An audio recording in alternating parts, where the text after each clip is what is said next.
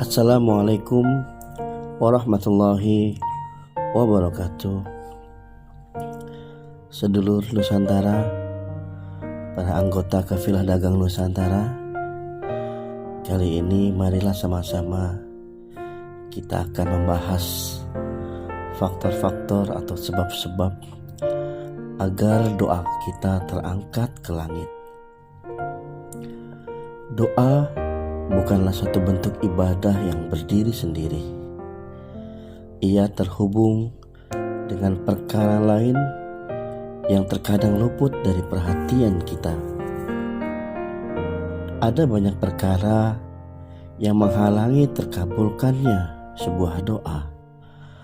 Begitu juga tidak sedikit hal-hal yang dapat mempercepat datangnya jawaban dari langit, yakni dari Allah Subhanahu wa Ta'ala.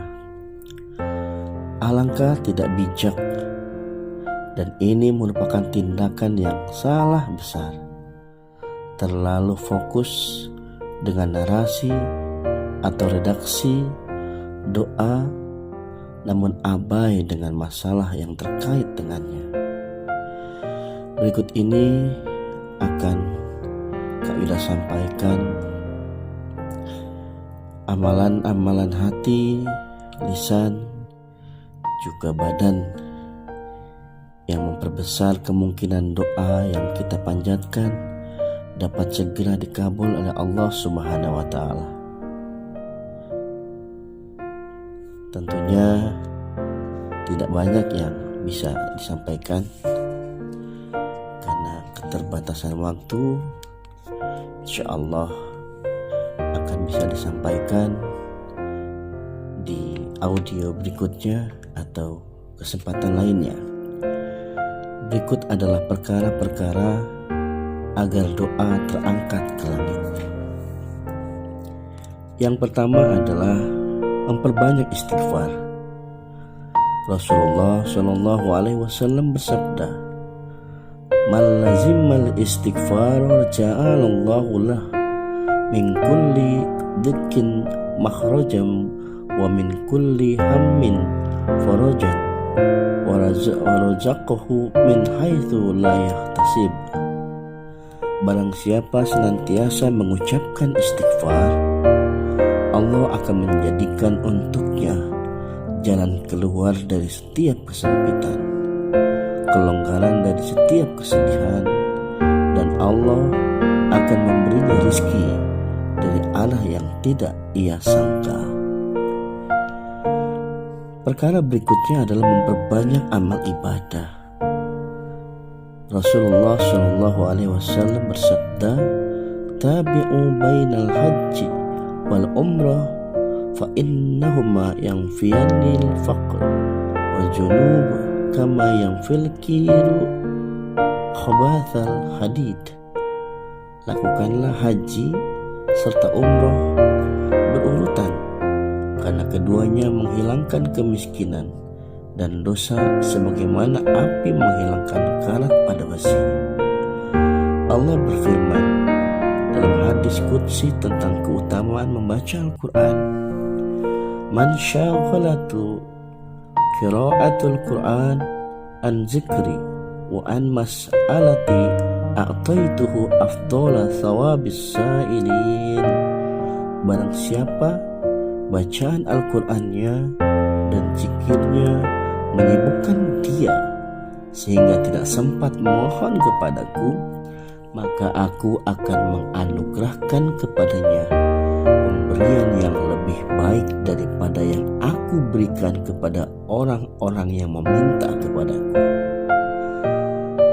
Abdullah bin Salam radhiyallahu anhu berkata, "Innal masajida autadan minan nas wa inna lahum julasa minal malaikah fa idza faqaduhum sa'alu anhum wa idza maridu aduhum wa in kanu fi hajatin a'anuhum." Masjid itu tempat berkumpulnya manusia, dan bagi para jamaah ada teman duduk dari kalangan malaikat. Jika para malaikat kehilangan mereka, maka para malaikat bertanya tentangnya. Jika ada jamaah yang sakit, maka malaikat menengoknya.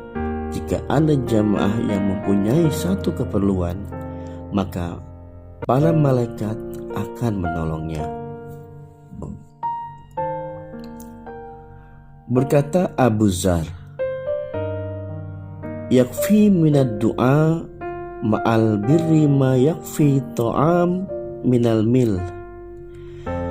Cukuplah doa yang sedikit dengan banyak amal kebaikan, sebagaimana masakan yang lezat cukup dengan garam yang secukupnya atau sedikit. Wahab ibnu Munabbih berkata, masalul ladzi yad'u bi ghairi amalin maslul ladzi yarmi bi ghair watarin. Perumpamaan orang yang berdoa tanpa amal seperti orang yang memanah tanpa tali busur. Amal ibadah adalah salah satu perkara yang akan dapat membantu agar doa terangkat ke langit. Perkara berikutnya adalah berdoa dengan sepenuh hati. Abu Imran berkata, aku pernah mendengar Yahya ibnu Mu'az berdoa, Allahumma la taj'alna mimman yad'u ilaika bil abda wa yahrubu minka bil qulub.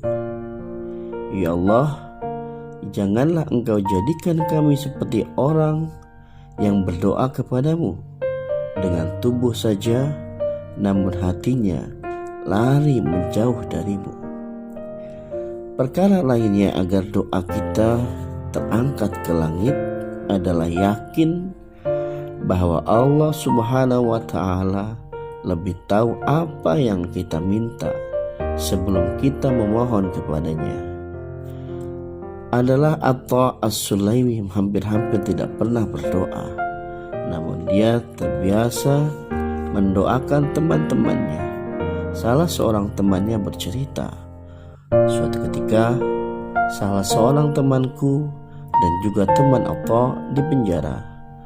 Lalu aku mengunjungi temanku itu dan bertanya kepada dia, apakah engkau mempunyai keperluan? Dia menjawab, aku butuh doa Atha agar Allah memberikan kebebasan untukku. Lalu aku mendatangi Atha dan mengatakan kepadanya, apakah engkau suka jika Allah memberi kelapangan untuk temanmu? Atha menjawab, tentu, demi Allah, aku suka. Aku segera berkata, si fulan temanmu sedang dalam kesulitan. Dia di penjara.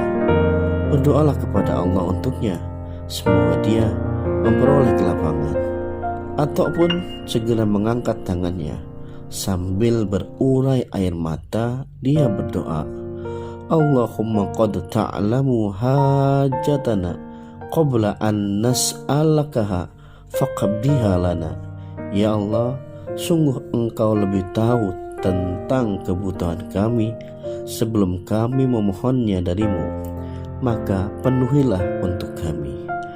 Aku lalu menuju rumah temanku itu. Demi Allah, tidaklah aku tinggalkan rumah temanku yang didoakan oleh Atha, kecuali dia telah memasuki rumahnya kembali, sudah dikeluarkanlah ia dari penjara. Perkara lainnya agar doa kita segera diangkat ke langit adalah tetap berdoa baik dalam kelapangan maupun kesempitan. Rasulullah SAW bersabda, "Man syarrahu ayyastajiballahu lahu inda syada'idi wal karbi falyukthirid du'a firrayqlaha."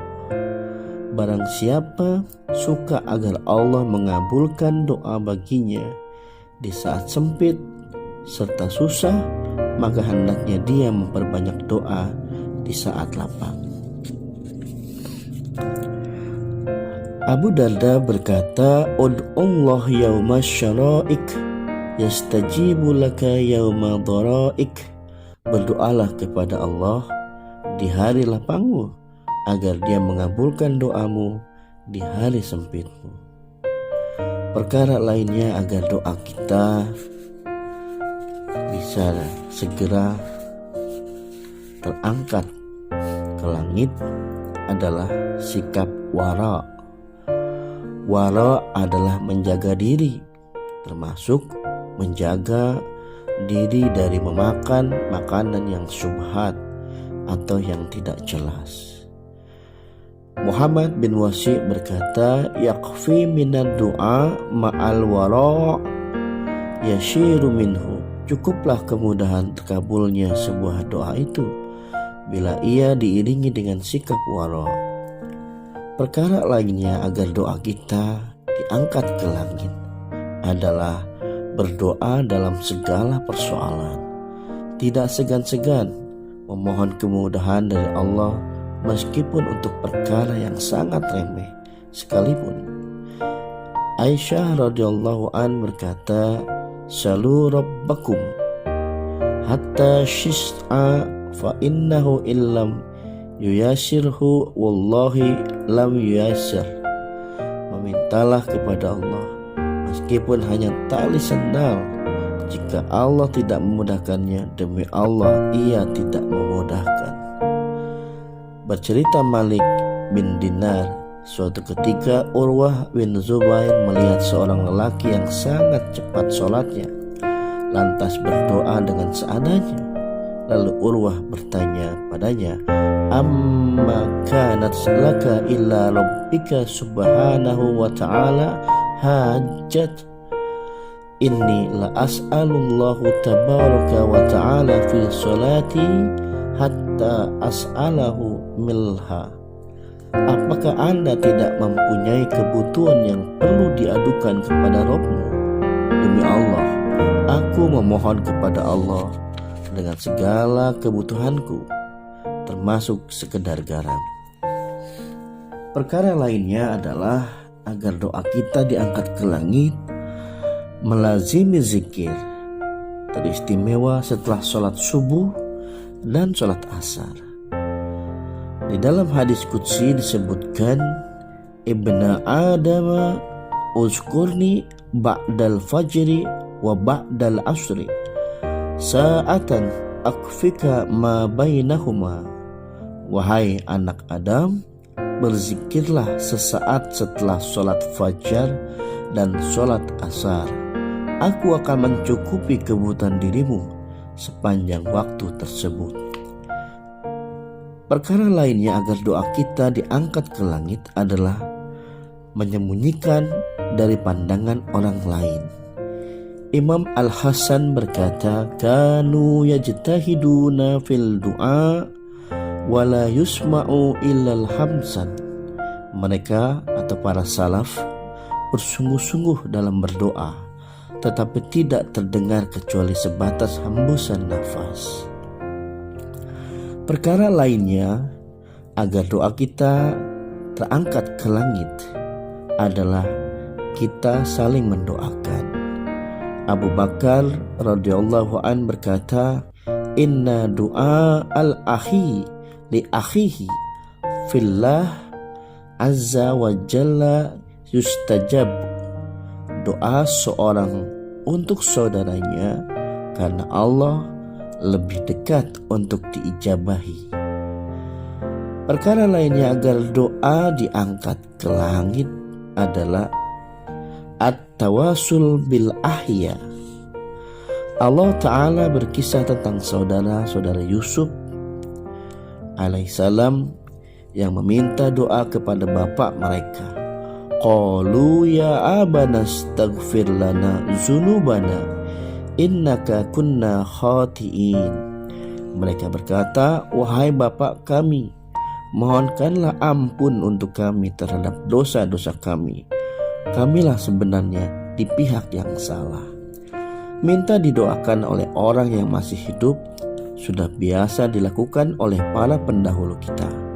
Namun tidak semua orang boleh dan pantas kita mintai doanya.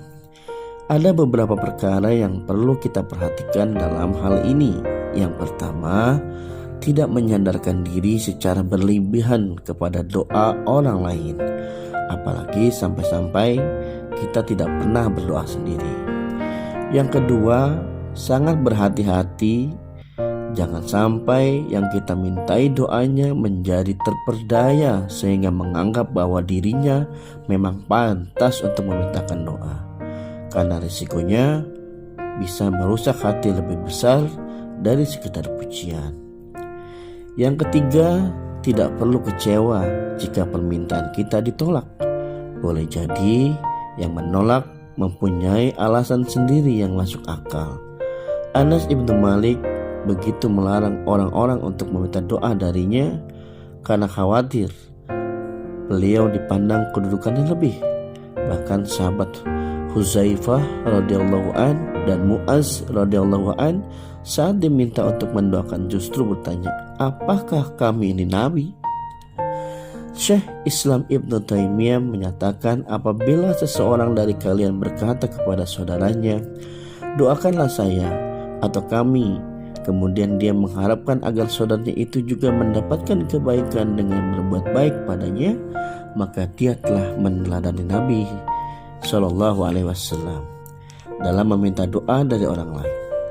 Namun apabila dia hanya menginginkan kebaikan untuk dirinya sendiri, maka dia tidak meneladani Nabi dalam meminta doa dari orang lain.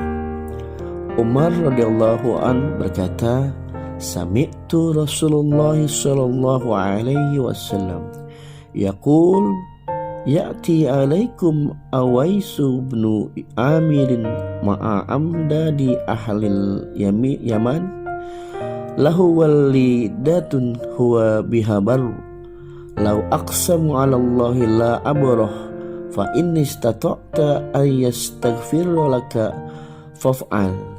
Aku mendengar Rasulullah sallallahu alaihi wasallam bersabda, akan datang nanti Uwais ibnu Amir bersama rombongan dari Yaman. Dia mempunyai ibu yang sangat dimuliakannya. Kalau dia bersumpah kepada Allah, pastilah Allah mengabulkannya. Kalau kamu bisa meminta ampun kepada Allah melalui dia, maka lakukanlah. Uwais ibnu Amir ini yang kemudian dikenal dengan Uwais Al-Qarni. Maka ketika musim haji datang, Umar menunggu-nunggu kedatangan rombongan dari Yaman guna mencari Uwais Al-Qarni agar bisa didoakan olehnya. Akhirnya dia bertemu juga dengan Uwais dan meminta dimohonkan ampun kepada Allah untuknya atas rekomendasi dari Rasulullah Shallallahu Alaihi Wasallam. Saudara senusantara, perkara lainnya agar doa kita terangkat ke langit adalah menghilangkan penghalang dari doa itu sendiri. Ada banyak penghalang terkabulnya doa, termasuk terpenting adalah menghindari diri dari menzolimi orang lain. Kalau boleh dikatakan, doanya orang yang teraniaya akan bertarung dengan doanya penganiaya. Artinya, doa orang yang terzolimi akan bertarung dengan doanya orang-orang yang sering melakukan kezaliman. Padahal Allah di pihak yang teraniaya. Nabi Shallallahu Alaihi Wasallam bersabda, Innallaha ta'ala yaqulu lil mazlum idza da'a ala zalimihi la ansurannaka walau ba'dahin. Allah Ta'ala berfirman kepada orang yang teraniaya, jika dia mendoakan keburukan kepada penganiayanya, aku pasti akan menolongmu meski kenyataan untuk waktu yang lama. Imam Malik pernah menghadap gubernur Basrah. Lantas sang gubernur berkata kepadanya, doakan aku. Namun beliau menghindar sambil berkata, kam min mazlumin bil babi yad'u alaika. Apalah artinya doaku seorang untuk dirimu, sedang di luar sana tidak terhitung rakyatmu yang mendoakan keburukan terhadapmu. Sahabat sedulur Nusantara, anggota kafilah dagang Nusantara, perkara lainnya agar doa kita diangkat ke langit adalah kita harus sering-sering bermuhasabah. Boleh jadi rezeki datang karena kemaksiatan. Banyak sedikitnya kepemilikan harta bukan ukuran kecintaan Allah kepada yang bersangkutan, sehingga terkabulnya doa atas hal ini juga bukan selalu menjadi pertanda baik bagi pemohonnya, karena boleh jadi kekayaan yang berlimpah bagi orang-orang yang terkena istidraj yang kelihatannya merupakan jawaban dari doanya hanyalah kebetulan saja saat itu dia sedang berdoa. Karena untuk golongan ini kelancaran rezekinya tidak mensyaratkan adanya ketaatan kepada Allah. Sebaliknya bertambahnya kedurhakaan dia kepada Allah justru memperlancar turunnya rezeki. Namun rezeki yang menelenakan dan jauh dari barokah. Sayangnya hal ini sangat sulit dipahami oleh mereka yang terkena penyakit waham. Ibnu Hajar Al-Haythami dalam kitabnya Al-Qabair menukil doa-doa Nabi. Ya Allah, siapa saja yang beriman kepadaku, membenarkanku, mengetahui bahwa yang aku bawa adalah kebenaran dari sisimu, sedikitkan harta dan keturunannya, buatlah dia cinta terhadap pertemuan denganmu, dan segerakan kematiannya. Siapa saja yang tidak beriman kepadaku, tidak membenarkanku, dan tidak tahu bahwa yang aku bawa adalah kebenaran dari sisimu, maka perbanyakkanlah harta dan keturunannya, serta panjangkanlah umurnya. Di dalam riwayat yang lain, ada doa yang lain disebutkan, ya Allah, siapa saja yang mengimanimu dan berikrar bahwa aku adalah utusanmu, maka jadikan dirinya cinta terhadap pertemuan denganmu, permudahkan ketentuanmu terhadapnya, dan sedikitkan dunianya. Siapa saja yang tidak mengimanimu dan tidak berikrar bahwa aku adalah utusanmu, maka janganlah engkau jadikan dirinya cinta kepada pertemuan denganmu. Jangan permudah urusannya dan perbanyaklah dunianya. Dalam kitab At-Targhib wa At-Tarhib Likawam As-Sunnah ada satu hadis Abdullah Ibnu Abdurrahman Ma'mar Al-Ansari yang meriwayatkan dari Nabi SAW. Beliau pernah berdoa dengan lafal sebagaimana berikut. Allahumma man ahabbani wa ata'a amri farzuqhul kafaf. Allahumma man abghadani wa asa amri fa'akhfir lahu minal mali wal waladi. Ya Allah, siapa saja yang mencintaiku dan mentaati perintahku, karuniakanlah untuknya rezeki yang cukup.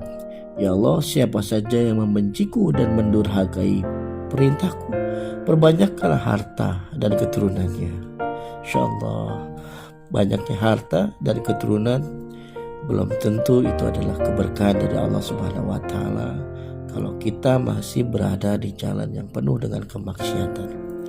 Sedulur Nusantara dan anggota Kafilah Dagang Nusantara, perkara lainnya agar doa kita diangkat ke langit adalah tidak tergesa-gesa.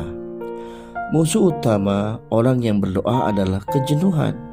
Padahal doa itu ibadah yang berkesinambungan dan pasti akan mendapat jawaban dari Allah asal terpenuhi syarat-syaratnya. Jawaban dari Allah atas permohonan hamba tidak harus sama persis dengan apa yang dimintanya, dan hal ini hanya dipahami oleh orang-orang tertentu saja, sehingga bisa saja doanya seorang telah dijabahi, namun yang bersangkutan tidak sadar karena tidak ketahuannya, lalu dia menghentikan doanya. Dalam sebuah hadis disebutkan, tidaklah seorang muslim pun yang berdoa kepada Allah selama tidak mengundang unsur dosa dan memutuskan silaturahim, melainkan Allah akan memberinya salah satu dari 3 hal. Yang pertama, segera dikabulkannya doa. Yang kedua, disimpan untuknya di akhirat kelak. Yang ketiga, dihindarkan dari kejelekan yang semisalnya.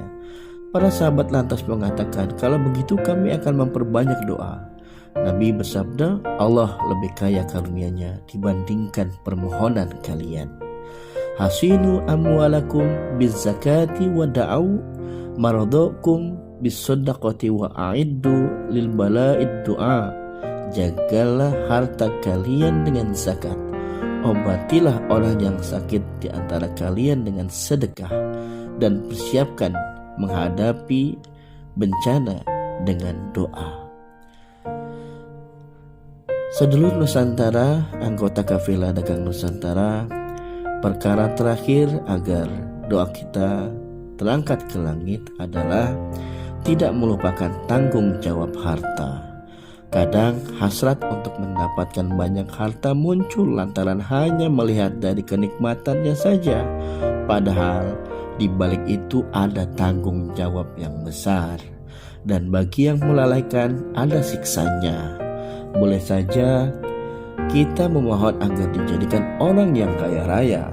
Namun yang kita mohon adalah kekayaan yang tidak melenakan, tidak memperberat siksa, dan tidak mengundang dosa-dosa. Harta tidak boleh hanya dinikmati oleh pemiliknya saja. Orang lain juga memiliki hak untuk menikmatinya.